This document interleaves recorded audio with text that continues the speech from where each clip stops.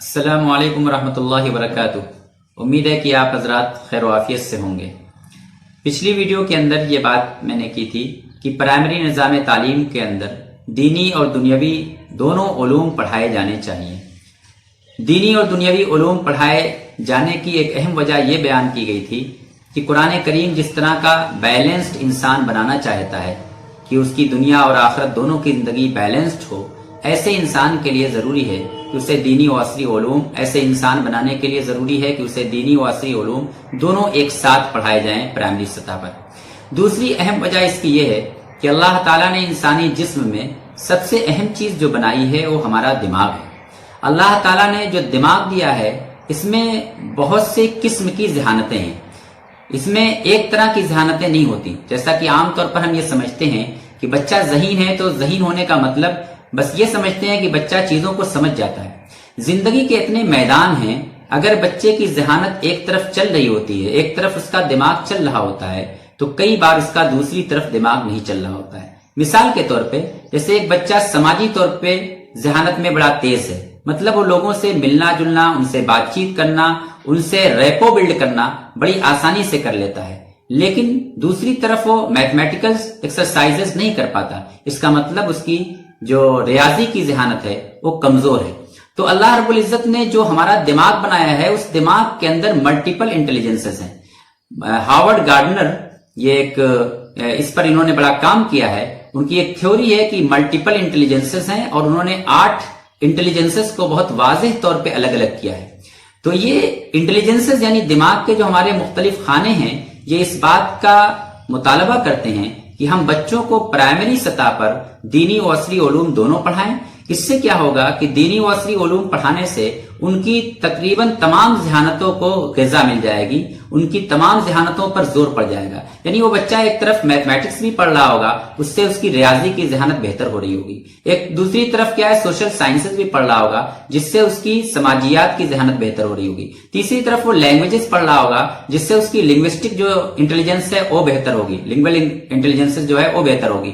اسی طریقے سے وہ بچہ جو ہے جو ہمارا مذہب پڑھ رہا ہوگا، اسلامیات پڑھ رہا ہوگا، اس سے اس کی مورل انٹیلیجنس بہتر ہو رہی ہوگی۔ تو بچے کا دماغ جو اللہ تعالیٰ نے بنایا، اس کا مطلب اللہ تعالیٰ خود یہ چاہتے ہیں کہ بچہ بڑا متعدد صلاحیتیں لے کر اٹھے اور ایک ایسی شخصیت بنے جو کئی میدانوں میں رہنمائی کر سکے اور اس کا دماغ ہر میدانوں کو سمجھنے کی صلاحیت رکھے۔ اس کے لیے ضروری ہے کہ ابتداءً شروعات میں جب بچے کے دماغ کا فارمیشن ہو رہا ہوتا ہے، جب بچے کے دماغ پر ایک طرح سے زور پڑ رہا ہوتا ہے، تو اسی وقت بچے کو یہ سارے مضامین پڑھائے جائیں ان کی عمر کے اعتبار سے، جس سے ان کی تمام ذہانتیں بہتر ہوں تاکہ آگے یہ چل کر ان ذہانتوں سے کام لے کر ایک اعلیٰ معیار و مقام تک پہنچ سکیں۔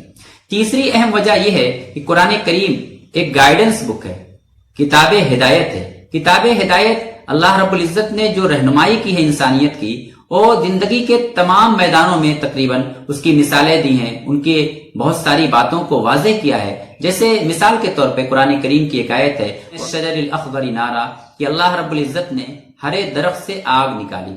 ہرے درخت سے آگ نکالنے کا کیا مطلب ہے؟ وہ دراصل یہ ہے کہ ہرے درخت سے دراصل آکسیجن نکلتی ہے اور اس آکسیجن کی وجہ سے ہی آگ جلتی ہے۔ یہ ظاہر سی بات ہے کہ سائنس کو پڑھے ہوئے بغیر یہ تھوڑا اس آیت کو سمجھنا اور اس آیت کی کما حقہ تشریح کرنا مشکل ہوتا ہے۔ اسی طریقے سے قرآن کریم میں آیا ہے کہ رب المشارق والمغارب، کہ اللہ ہے جو مشرقوں کا رب ہے، جو مغربوں کا رب ہے۔ مشارق و مغارب کا لفظ یہ جغرافی پڑھے ہوئے بغیر بہت آسانی سے اس آیت کی تشریح کرنا مشکل ہوتا ہے۔ تو قرآن کریم مختلف میدانوں کو اپنا موضوع بناتا ہے، جس میں سیاست ہے، سماج ہے، قانون ہے، زبان ہے، اور زندگی کی تقریباً اکثر چیزوں کو قرآن کریم کور کرتا ہے، اور وہ اس بات کا مطالبہ کرتی ہیں کہ ہم اگر مختلف موضوعات کو، مختلف عنوانات کو، مختلف علوم کو پڑھ کے جائیں گے تو قرآن کریم کو سمجھنا، ان کی تشریح کرنا زیادہ اچھے انداز سے ممکن ہو پائے گا۔ چوتھی اور یہ آخری اہم وجہ یہ ہے کہ دینی و عصری علوم کو ابتدائی پرائمری نظام تعلیم کے اندر جوڑ کر پڑھایا جانا، ایک ساتھ پڑھایا جانا اس لیے ضروری ہے کہ ہماری جو تاریخ رہی ہے، خاص طور پہ مسلمانوں کے جو عروج کا زمانہ رہا ہے، جب دنیا کے تقریباً تمام قومیں علمی طور پر تمام رہنمائیاں مسلمانوں سے لیا کرتی تھی، تو وہ زمانہ آپ دیکھیں گے تو اس زمانے کے اندر جو بڑے بڑے اسلامک اسکالر پیدا ہوئے وہ دونوں علوم میں ایک انداز سے برابر کا درک رکھا کرتے تھے. وہ دینی علوم میں بھی اتنے ہی ماہر ہوا کرتے تھے جتنے کہ اس زمانے کے ماڈرن علوم کی بات ہو. اس زمانے کے ماڈرن علوم کے بھی وہ بانی رہے. اس زمانے کے ماڈرن علوم کے اندر بھی انہوں نے بڑے بڑے کام کیے. تو یہ چاروں چیزیں یہ اس بات کا مطالبہ کرتی ہیں کہ ہمارا پرائمری نظام تعلیم دینی اور عصری یعنی دینی اور ماڈرن ایجوکیشن ان دونوں کا کمبینیشن ہو.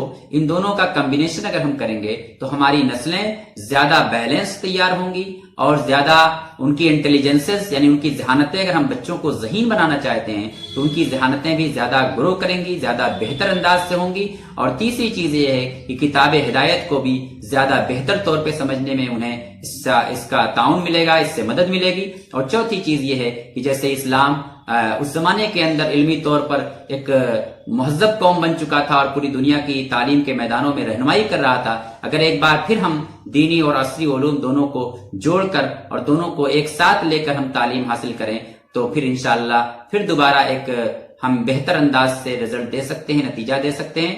امید ہے کہ ہم اپنے پرائمری نظام تعلیم میں چاہے وہ انگلش میڈیم ہو, چاہے وہ مکاتب ہو, چاہے وہ مدارس کی شکل میں ہو, ضرور مذہب کو بھی جگہ دیں گے اور ساتھ ساتھ ماڈرن ایجوکیشن کو بھی دیں گے. کیونکہ مذہب اگر نہیں ہے تو بچے اچھے انسان, باکردار انسان نہیں بن سکتے. اور اگر ماڈرن ایجوکیشن نہیں ہے تو اپنے زمانے کو اور اپنے زمانے کے حالات اور اس کے مسائل اور چیلنجز کو طریقے سے نہ سمجھ پا سکیں گے اور نہ انہیں ڈیل کرنے کی پوزیشن میں ہوں گے.